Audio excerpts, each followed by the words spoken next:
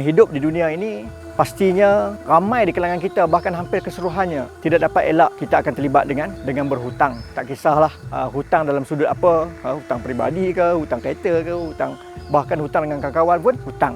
Bila kata ada hutang ini ialah hutang-hutang yang berbentuk harta benda lah. Maka dalam surah Al-Baqarah ayat 282, ayat yang paling panjang diturunkan oleh Allah SWT, satu muka surat kalau tuan-tuan buka, dibicarakan tentang hutang piutang. Dan sebahagian daripada ayat tersebut dimulakan ba'da a'udzubillahi minasyaitonirrajim, ya ayyuhallazina amanu idza tadayyantum bidainin ila ajalin musamma faktubuh. Wahai orang beriman, sekiranya kamu ada urusan berkaitan dengan hutang sehingga tempoh masa yang tertentu, maka tulislah dia. Sama ada penghutang ataupun yang memberi hutang kena catat supaya ia menjadi satu bukti bahawasanya kita ada hutang. Ada orang yang pandang ringan tentang hutang. Biasalah manusia ni selalu kita dengar kan, time nak hutang dengan kita barangkali, oh rapat baiknya ya Allah, Tuhan yang tahu. Tetapi bila dah berhutang, bukan dia malu dengan kita pula malu dengan dia. Cuma kena ingat hutang ni benda besar. Kalau tak benda besar, barang mana mungkin Allah akan letakkan satu ayat yang paling panjang dalam Quran berkaitan dengan hutang. Adakah orang yang berhutang ini amalannya tergantung? Betul.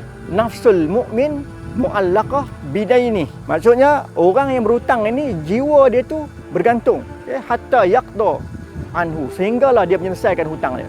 Maksudnya jiwa dia akan sentiasa tergantung selagi mana dia tak selesaikan hutang dia. Bila dah selesai hutang dia nanti, barulah akan selesai. Bahkan bagi orang yang syahid, Allah ampunkan semua dosa dia, betul?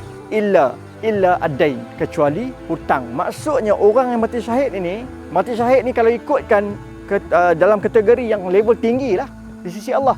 Tetapi disebabkan dia ada hutang, maka hutangnya itu tidak akan selesai selagi mana dia atau warisnya tak selesaikan. Bahkan ada satu hadis yang lain, Nabi SAW ada sebut yang mafhumnya, sekiranya orang mati syahid ini dimatikan oleh Allah, dihidupkan semula, dimati syahid lagi 2-3 kali mati syahid pun, sekiranya ada hutang tak selesai. Ini menunjukkan bahawasanya tuan-tuan dan puan yang dirahmati Allah SWT, hutang ini perkara yang amat serius, amat penting untuk kita ambil cakna. Sebab yang berhutangnya kita, bukan orang lain.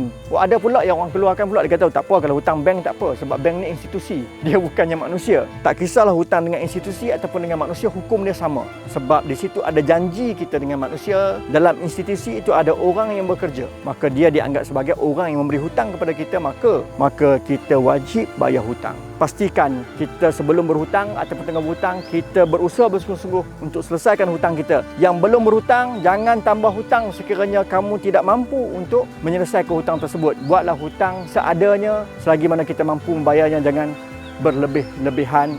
Moga-moga dengan itu Allah akan selamatkan kita dan kita berada di dalam ampunan Allah. Ingat, hutang kita dengan orang, Allah tak akan ampunkan selagi mana kita tak selesaikan. Jadi untuk itu dulu, wabillahi taufiq wa hidayah. Wa barakallahu fikum. Assalamualaikum warahmatullahi wabarakatuh.